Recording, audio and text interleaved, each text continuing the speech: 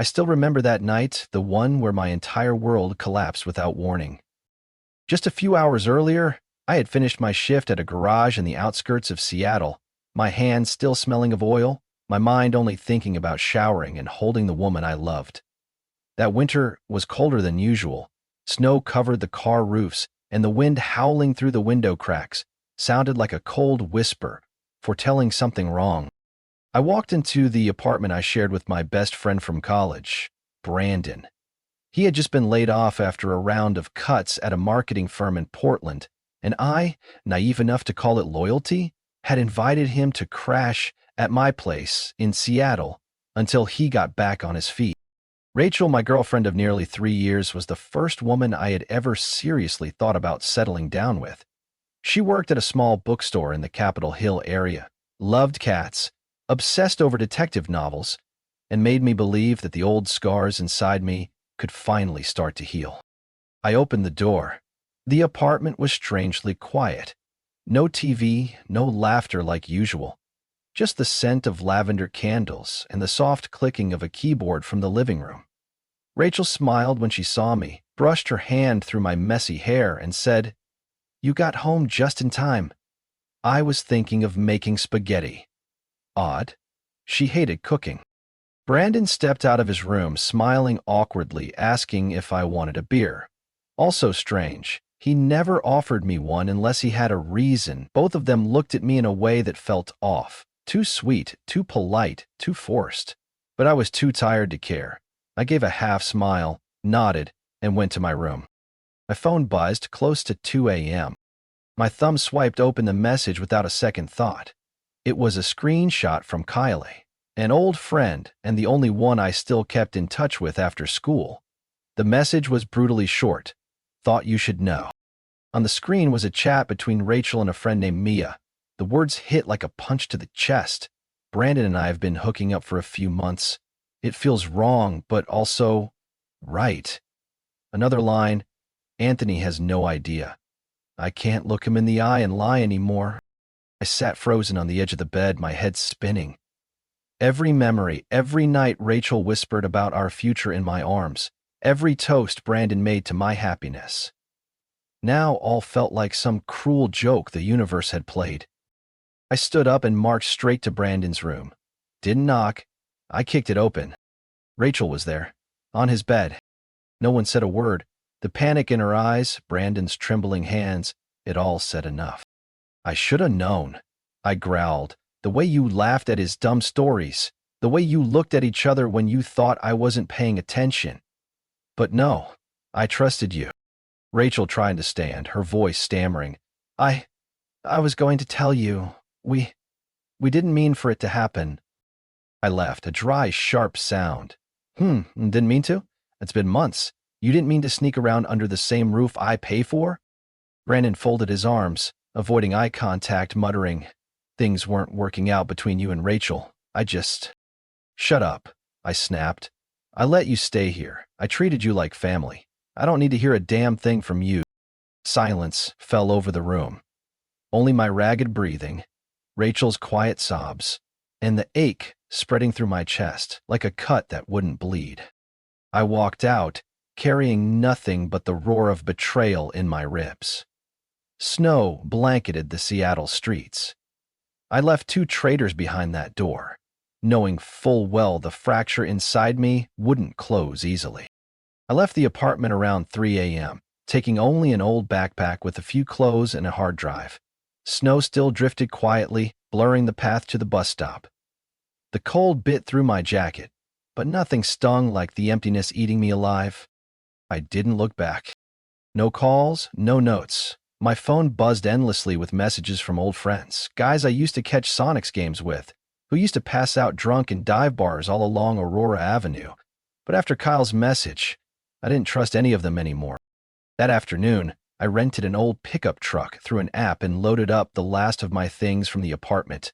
A dusty guitar, some auto repair books, a few toolkits. I left the bed, the sofa, even the picture frames Rachel once filled the walls with.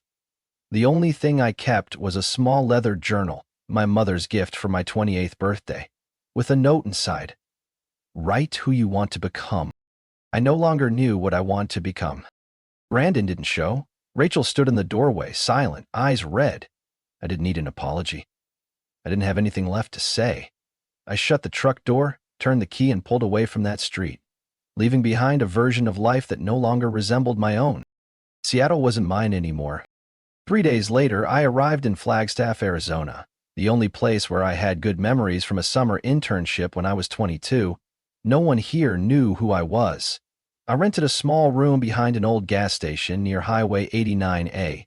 Every morning smelled like burnt coffee and AM baseball updates from Lester, the grizzled station owner who only cared about the Diamondback score. I changed my number, opened a new bank account, deleted every social media profile, even my personal email. I even wiped my Spotify, where I'd made playlists for Rachel. Each move felt like peeling off old skin, painful but necessary. No one from my old circle reached out after 3 days. Only Kyle sent one more message. I get it. I'm here if you need anything. I didn't respond, not out of anger, but because I didn't want to drag anyone else into the wreckage. I got a job at a small garage just outside town, where they needed someone who understood old engines and didn't ask too many questions. The boss, Miller, a retired vet, didn't care about my past as long as I showed up on time and stayed away from the beer stash. At night, I worked on fixing the pickup truck, eventually naming it Salem, after a black cat I had as a kid. It was scratched up and aging, but tough and unshakable. I liked sitting alone in the cab, listening to the engine rumble and cheap country tunes through an old radio. On weekends, I'd drive up Eldon Mountain and watch the sun bleed down through the pine trees. No more suffocating nights in a 2-bedroom apartment. No more sideways glances between Rachel and Brandon. No more scent of her perfume on the towel I used. Just the wind slicing through the trees and the raw reminder that I was still breathing. Sometimes I still dreamed about Rachel. Whenever I woke up, my hand would instinctively reach for that leather journal. I started writing in it about what I hated, what scared me, and every small step I took not to become someone who forgives too easily.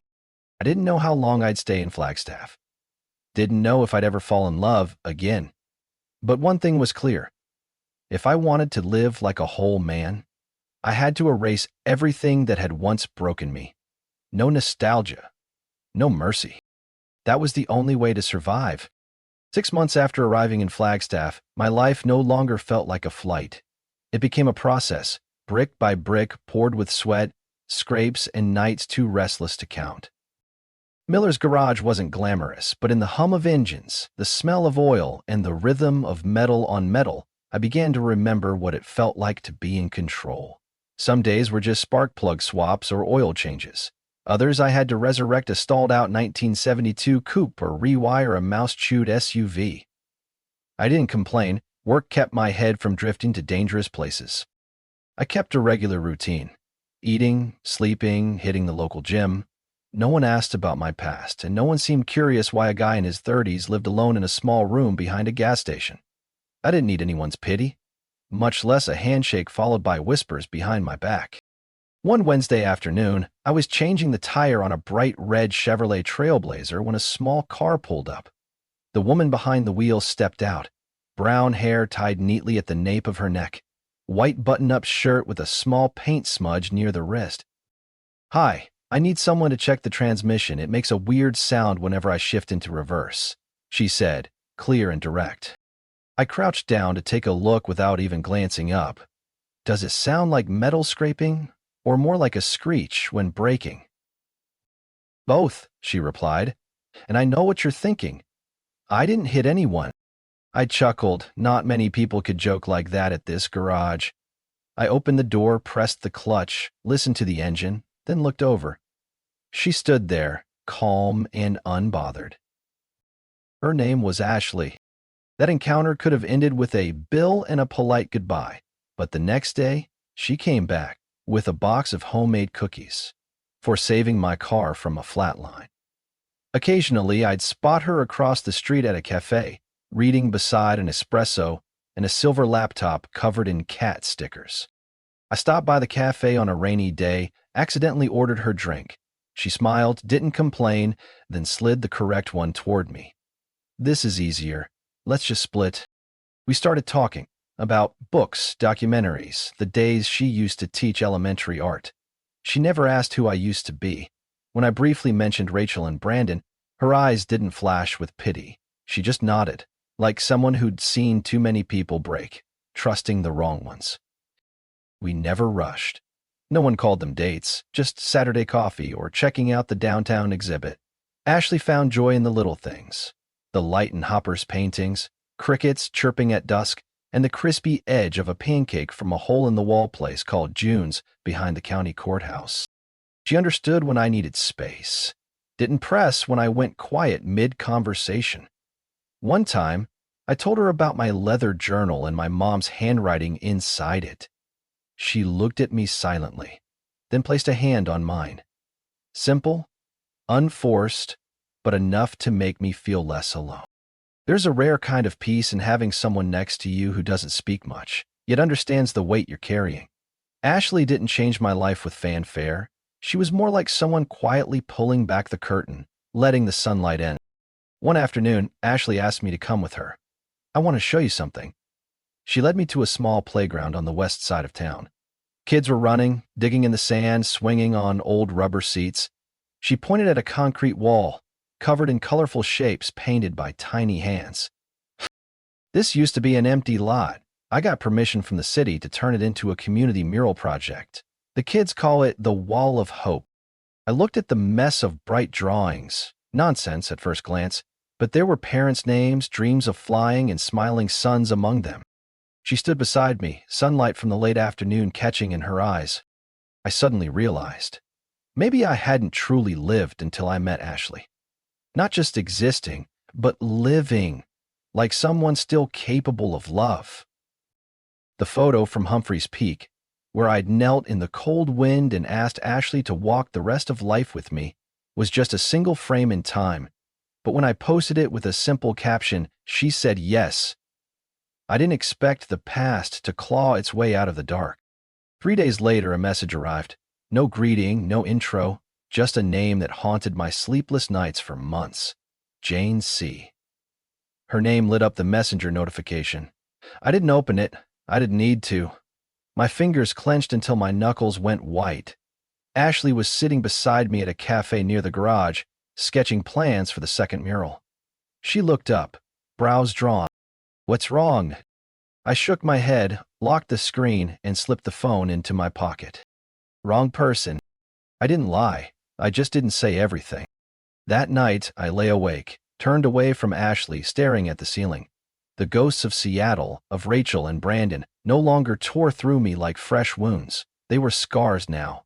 But Jane's sudden appearance, a girl I never expected to hear from again, triggered something I hadn't felt in years. No apology, no explanation, just a specter emerging when I finally thought I'd buried the wreckage. I didn't respond. I didn't have to. 2 days later, Ashley asked if I wanted to use the engagement photo for our invitations. I nodded. Then came another notification, this time from a strange profile named Amelia's Son. No posts, no profile picture. Message: "You sure she'd still say yes if she knew what you're hiding?" My blood turned cold. I didn't reply. Didn't tell Ashley either. Not yet. But her phone began receiving odd friend requests too, all from the same kind of ghost profiles. No posts, default banners, random names, but all following us at the same time. I sent one line, "Stop it, Jane, there's nothing left to say." 3 minutes later, the account vanished. Then another popped up. Ashley started to notice. She asked if someone from my past had ever tried to mess with me. I paused, then told her everything. No edits, no filters.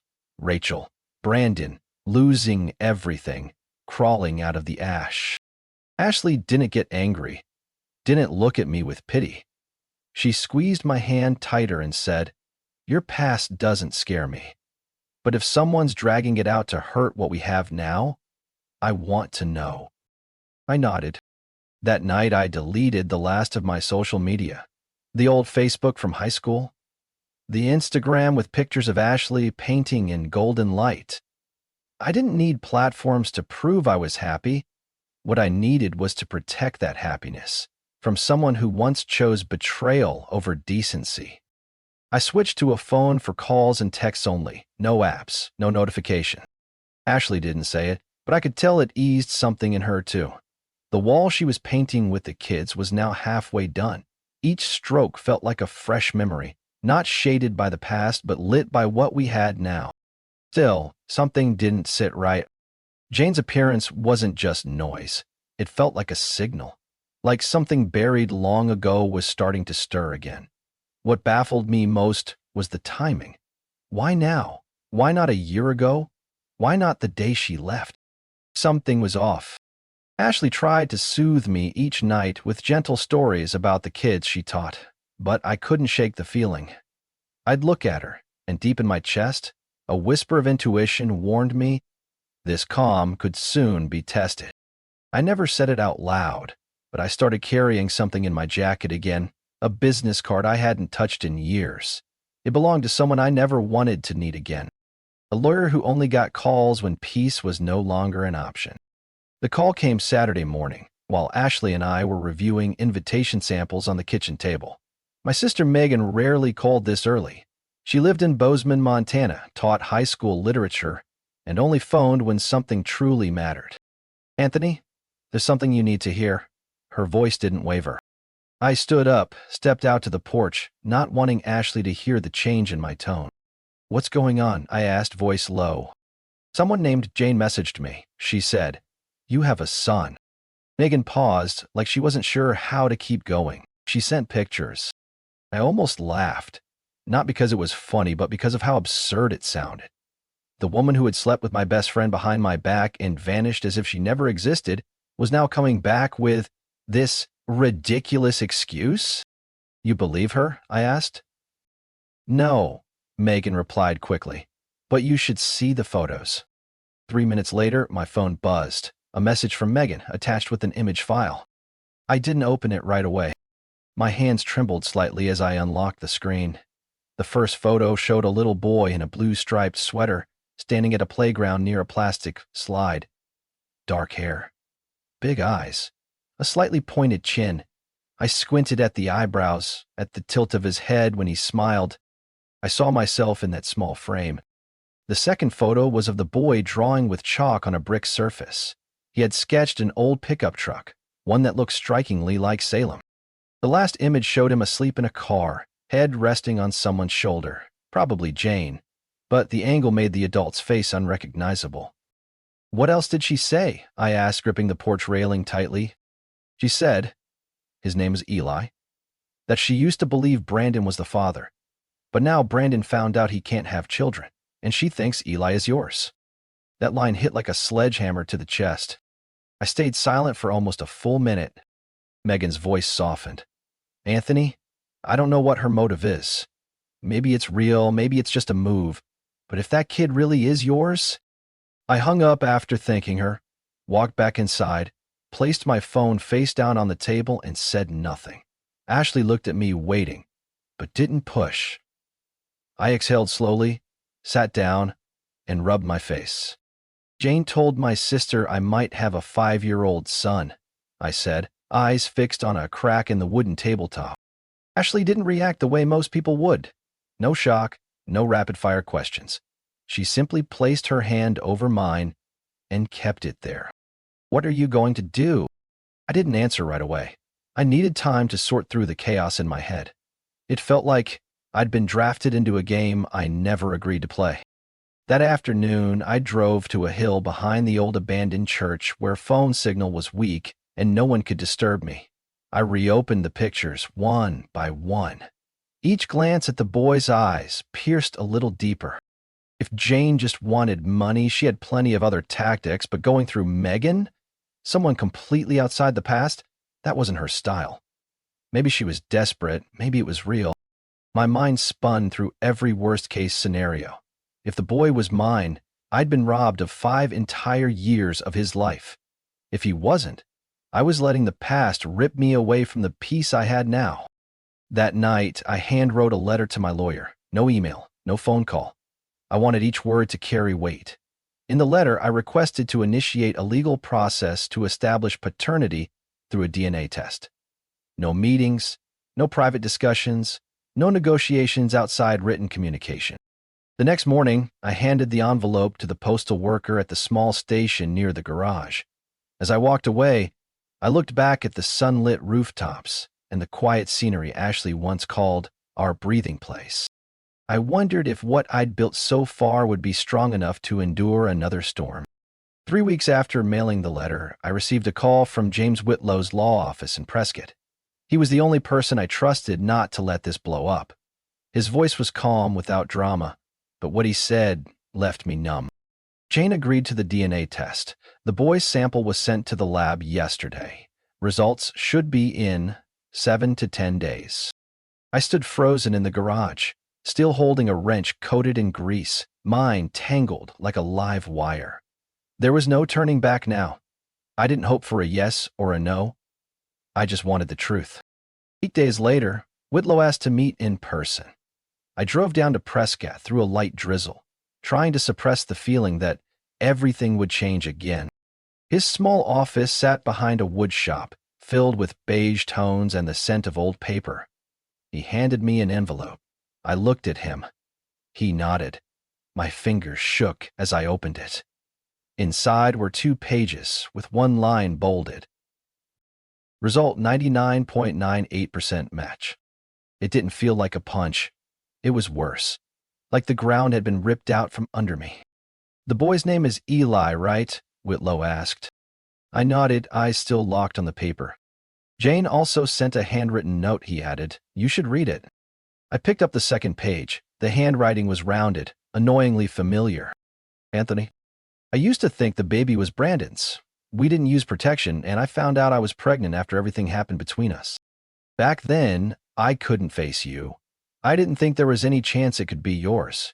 We raised him as Brandon's son. But recently, when Brandon found out he's infertile, everything fell apart. I didn't know what else to do but come to you. I'm sorry, truly sorry." I set the paper down. My chest burned, not because of the child, because of the time. 5 years. Nearly 2,000 days not knowing I had a son. I never held him. Never knew when he started walking. Never found out if he liked trains like I did as a kid. Whitlow waited a moment before speaking. "We need to decide the next step. Do you want custody or just visitation?" I didn't answer right away.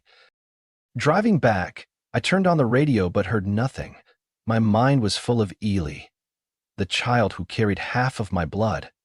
I kept seeing those eyes in Megan's photo, the same ones I saw in the mirror every morning. Back in Flagstaff, Ashley was painting in her small studio down the hallway. I walked in, handed her the results. She read them quietly, then looked up. "I'm not going anywhere," she said, "no matter where this takes you." I squeezed her hand, not as a reflex, more like an anchor in the middle of a storm. That night, I couldn't sleep. I wrote another letter to Whitlow asking him to notify Jane. I accepted legal responsibility for Eli, was ready to provide financial support, but demanded structured, formal involvement in my son's life. I wanted Eli to know who I was, not through secondhand stories from his mother or the man who mistakenly thought he was his dad. Through presence.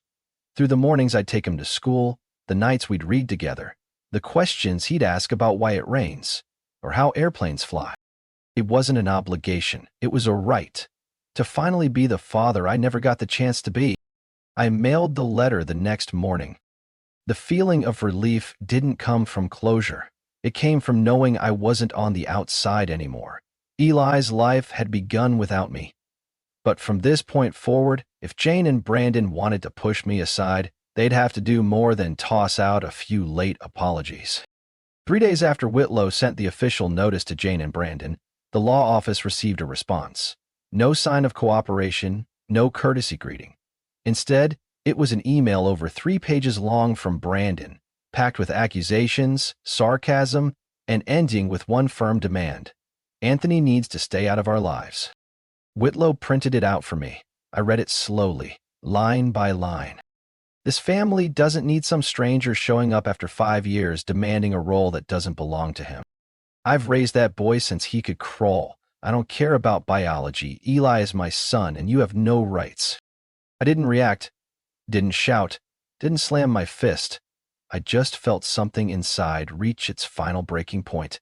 Brandon could play this game with Jane, but not with me. I told Whitlow to draft a formal response. I would provide full financial support, but only if I was legally recognized as Eli's father. I wasn't going to send money every month in silence like some nameless ghost. Either I was present in the boy's life, or I'd set up a savings account in Eli's name and let the funds sit until he turned 18. Jane called that evening, no warning. Her voice wasn't proud, but it wasn't regretful either. Anthony, I know this has gone too far, but Brandon really loves Eli. He thinks you're trying to tear our family apart. You don't get to call it a family when it's built on lies. She went quiet. I continued, my voice steady. I'm not asking Eli to call me dad on day one. I'm not trying to take anything. I just want to be there. If that's too much for you both to handle, then let the court decide. Jane sighed. I understand, but Brandon does. I don't need him to. I need the right to be a father to my son. 3 days later, the petition for legal paternity was filed with the Coconino County Court. Brandon fired back by hiring a family attorney from Phoenix, one known for handling tough custody cases. The way they responded made it clear they planned to drag this out. The court ordered both parties to attend a mediation hearing. We met in a quiet, gray-carpeted room. No judge, just two lawyers and a mediator sitting between us. Jane sat across from me, visibly anxious. Brandon leaned back with his arms crossed, eyes filled with suspicion. The mediator spoke gently. We're here to find the best path forward for Eli. I replied, I'm not here to fight. I just want him to know who his biological father is. And to see me, not as a stranger, but as someone who's supposed to be there. Brandon cut in. He doesn't need another man in his life. He already has me. Then why not let the truth exist alongside your love for him? He turned away, refusing to answer. Jane gripped her hands, voice low. I'm scared. He'll get confused.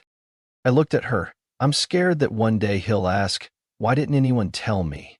And I'll have to admit, I let others decide that for me. Silence filled the room.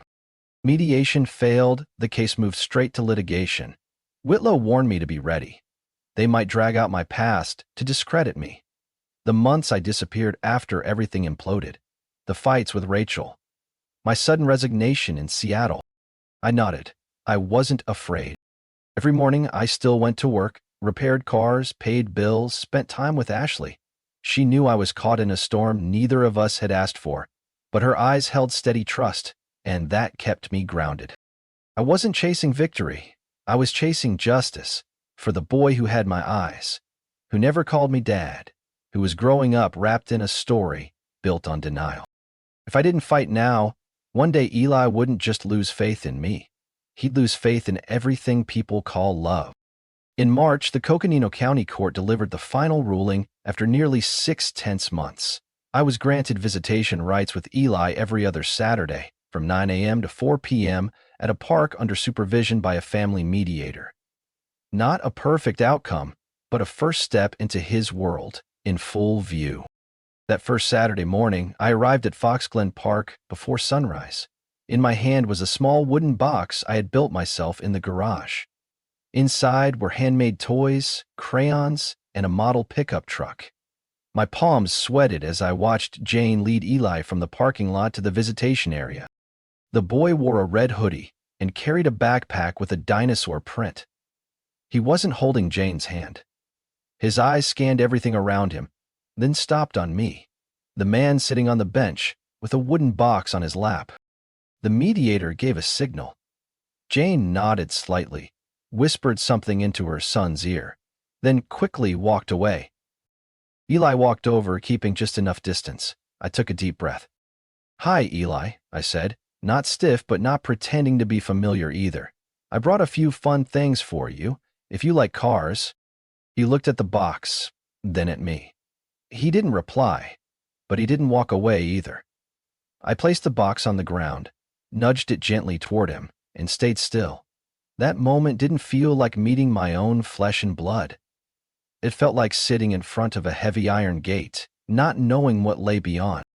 Eli opened the lid. His small fingers moved over each item. His eyes lit up when he saw the model truck. "Does this one work?" he asked, voice small but clear. "The wheels spin, but it doesn't run on batteries," I smiled.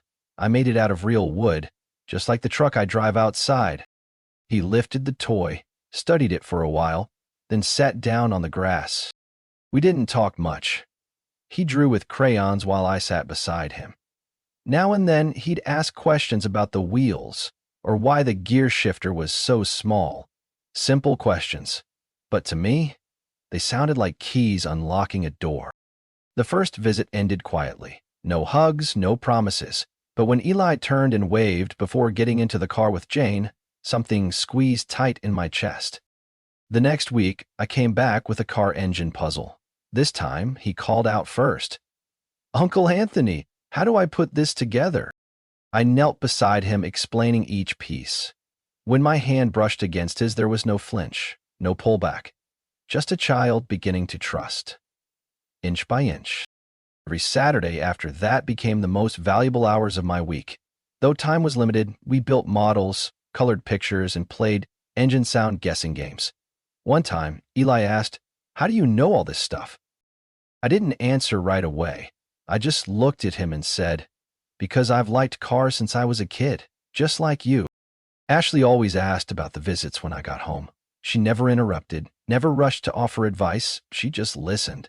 Her fingers laced with mine as I told her what Eli asked, when he laughed, and whether he finished the sandwich I packed.